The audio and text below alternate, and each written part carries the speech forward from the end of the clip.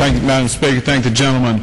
Madam Speaker, there's one thing everyone in this chamber should be able to agree on. It's that we need to focus on job creation and relieve the burden on middle-class families, not increasing it.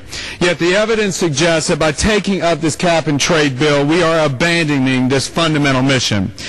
According to an MIT study, the legislation before us will force America's middle-class families to pay as much as $3,100 in higher prices every year. The EPA, meanwhile, estimates that a family of four will eventually pay an additional average of $1,100 each year. The impact on jobs is equally dismal. A CRA international study finds the legislation, when fully implemented, will cost America 2.3 to 2.7 million jobs.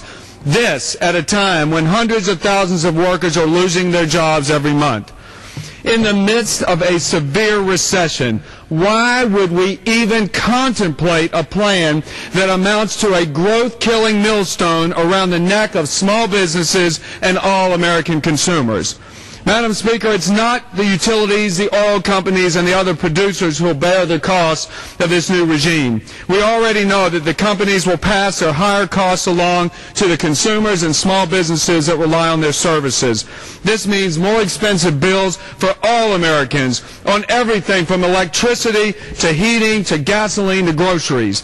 We also can't forget that this national energy tax comes down hardest on the poor. The highest income quintile spends less than 5% of its income on energy-intensive products. But our families in the lowest income quintile spend over 20% on those items. This, according to CBO. Madam Speaker, with a watchful eye toward the consequences for jobs and economic growth, let us give thoughtful consideration to the limited benefits this unilateral action will bring about. Even if the bill cuts U.S. carbon emissions to 83% of current levels by 2050, we'll still are only anticipated to slow global temperature increases by a mere 0.2 of a degree. And then there's a real elephant in the room, India and China.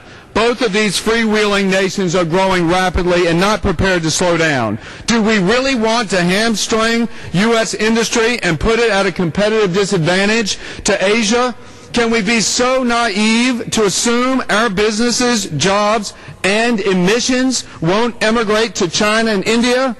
Moving to eliminate CO2 from the atmosphere is a noble endeavor, but taking this kind of action without enforceable carbon commitments from our competitors is only an exercise in futility. Madam Speaker, Republicans remain committed to bringing a swift end to the recession and paving the path to prosperity. We intend to focus on policies that will put people back to work and grow the economy.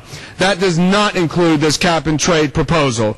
With stakes so high, gambling the House away on such a high-cost, low-reward program is a grave mistake that Republicans will not support. And I yield back.